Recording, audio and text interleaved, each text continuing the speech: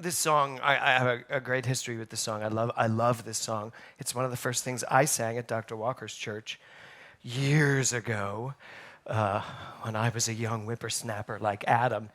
Yeah, whippersnapper.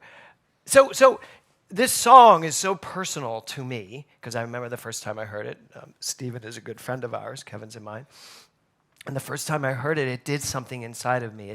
Did you feel it? Did you feel that little thing inside of you? It's like, especially, I see a mountain and I want to climb it, Karen Oxrider, yeah. I see a mountain and I want to climb it. I see a river, I want to leave shore. There's something inside of me that is just bursting to get out and do something. And if you don't feel that, it's because there's stuff in front of it, that's all. It's not that it's not there. It's that you have put something in front of it. You have surrounded it with some kind of boundary or wall that it's stuck behind. And your job is to get rid of that. So the title of my talk today is Ignite. How's that for a picture, Alex? Right? Ignite. This was so provocative. Thor had to send me an email and say, "Is this for your talk?" And yes, it is. So there is something inside of you waiting for you to ignite it. Only you can ignite it. The fire is there, but only you can ignite it. So let's look at the definition for ignite. To catch fire or cause to catch fire. To catch fire or cause to catch fire. There are other definitions too, and I'll get back to that. But we have a gas fire pit out back. And somehow it's not particularly, it's not been put in properly. And it just lights at one level, which is scorch your eyebrows level. And you have to sit very far back from our fire pit to not be ignited within the fire pit. Now, here's the thing. That's who we are. There is an energy inside of us. There is that energy that is just waiting to be ignited. And it's like that gas, that infinite gas that's just going in all directions, and it depends on where you show up, where there's going to be a spark for that to ignite.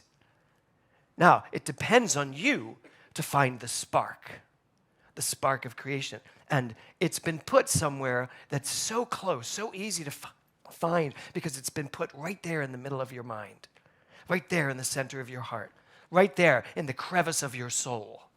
That's where that spark is. Because everything is the gas. Everything is the divine energy. Everything is the creative essence of who you are. But where's the spark to make it happen? I think we've been looking at this wrong, perhaps. Thinking, I need to find my energy. No! You are the energy. You can't find the energy. You can't find God. We have been spending our whole lives as people. God, that's so emotional. Trying to find God. You can't find God. You are God, but you can find the spark to ignite that godness that you are. And that's what we've been missing. That's what we haven't necessarily been doing all the time. I know that we all find moments. Don't you all find moments? He sang the song and I found the moment. Music does that for me. I hear a song and something does spark inside of me. I see beautiful things and something sparks inside of me. Last week, watching actors on stage presenting something that came from my soul and Scott's soul, that ignites me. I get it. I'm like, yeah, there's the spark. Keep going. Keep moving. So, to catch fire or cause to catch fire. Another one is to arouse or inflame an emotion. To arouse or inflame an emotion. Well, let me remind you, emotions only come forward based on your beliefs. You can only emote at the level of your belief. You believe what you believe, it causes you to think what you think, and then you think what you think, which causes you to feel what you feel, and then when you feel, you make a decision to let that emotion out or not. Or cover it up, push it back, put a wall in front of it. But that's the process. I believe what I believe, which makes me think what I think, makes me feel what I feel, and my emotions are mine to do with as I choose. So how are you going to spark an emotional response to something? You need to know what you believe. Do you believe? Do you know? Do you remember who you are so much that you allow yourself to be open to whatever spark is there to ignite your soul? That's this science. That's what science of mind is really all about. Backing it up to the belief. So it's from the Latin ignitus, which is to set on fire. So what are you setting on fire in your life? It's an important question to ask ourselves. What are we setting on fire? Or are we just sitting around a fire staring into it, wondering how we're going to get to the center of it without getting burned? What are you setting on fire in your life? Deborah sets things on fire. She goes to Tanzania and builds schools. We're going to talk about that later. You know, we set things on fire when we get on a plane and go to Guatemala and not worry about the coronavirus. Here's the thing. Eric Overholser said the most brilliant thing about the coronavirus. He said it's important for us to be mindful, and it's equally as important for us not to be fearful. Mindful, not fearful. You know, we should take the steps necessary to be in alignment with what we're being told, but not fearful. Not fearful about it. It's just, no, I'll do it. Look, I've got my own little hand sanitizer here. It is so beautiful. It smells so great. It's called On Guard doTERRA, and it smells like cloves. And I put it on every now and then. Is it because I'm fearful? No, I like the smell. And it is doing what it needs to do to my hands. So there's the thing. Fear is not fire, just so you know. Fear is a giant bucket, I was going to say something else, a giant bucket of water that we are pouring on top of the fire. That's what fear is. It puts every fire out. Love ignites. Love. So, what are you catching fire with? Where are you? And here's the other part of this. What are you setting on fire?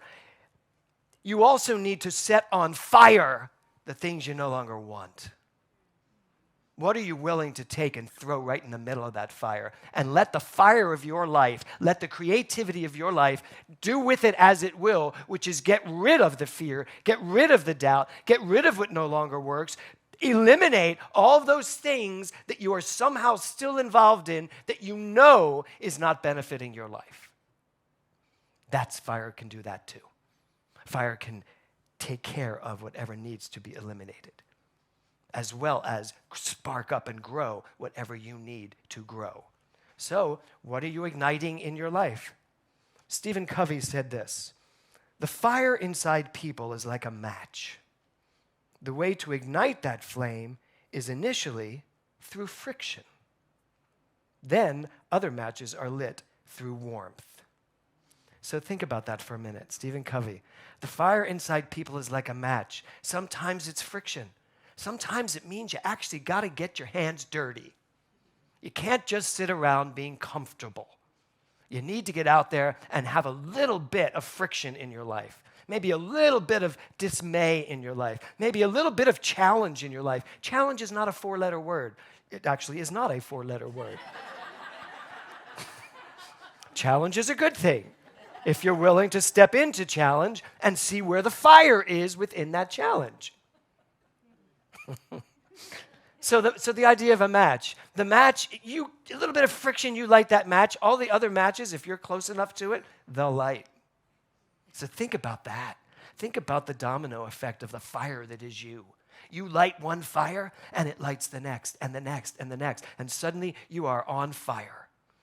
You know that expression? That person is on fire.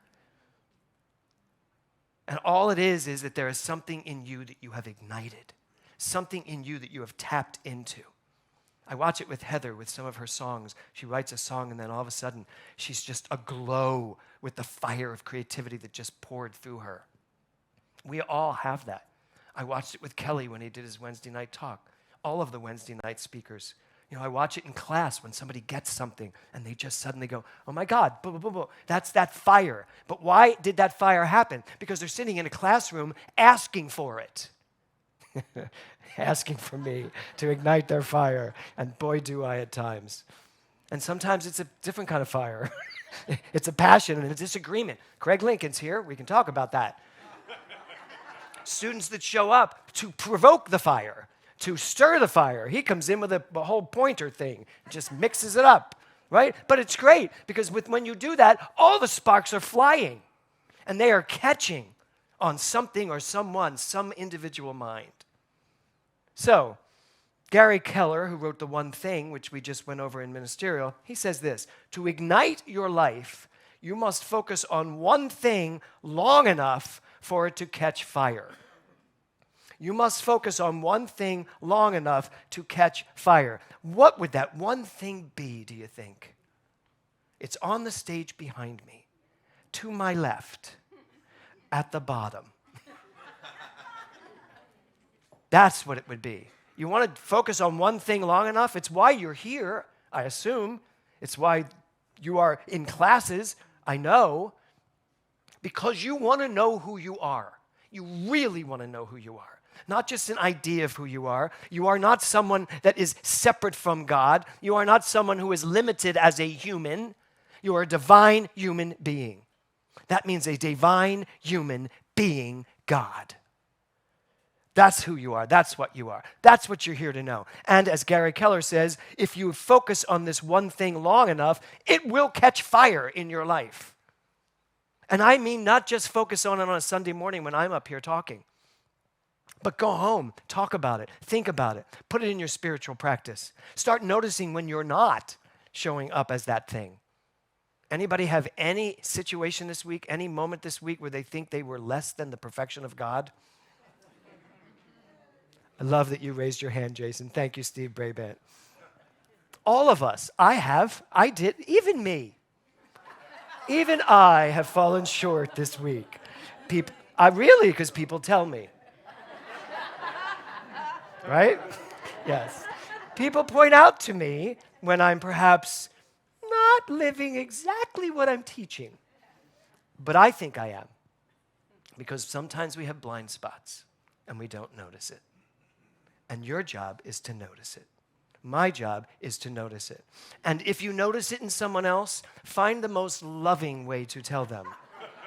Don't just turn to them and say, that's not on principle, because that's not going to go over big. Because they're going to tell you, yes, it is. Because our first inclination is to defend, not to understand. So, what are you willing to do to ignite that fire inside of you? What are you willing to do to remember who you are at all times? What are you willing to do? I am so impressed with the 50 some odd people that are in Mental Muscle right now. The quality of the blogs and their interaction online with me on Tuesdays and Fridays, it has just been amazing to watch what's coming out of these people, what is being understood by these people, by all of us together as a community. That's igniting a fire. That's somebody saying, I'm willing to take 16 weeks to remember who I am. 16 weeks sounds like a long time, doesn't it? We're actually going into week 10 already of these 16 weeks. John D. Rockefeller said this: don't be afraid to give up the good to ignite the great. So if you're sitting here today saying, but I am good, my life is good, well, don't be afraid to give up your good to ignite your great. Don't be afraid to know that there is way more for you to have. There is way more for you to be. And more importantly,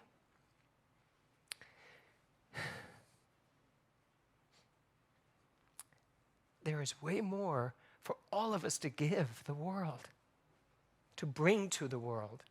There is so much fear in the world right now. There is so much doubt and worry.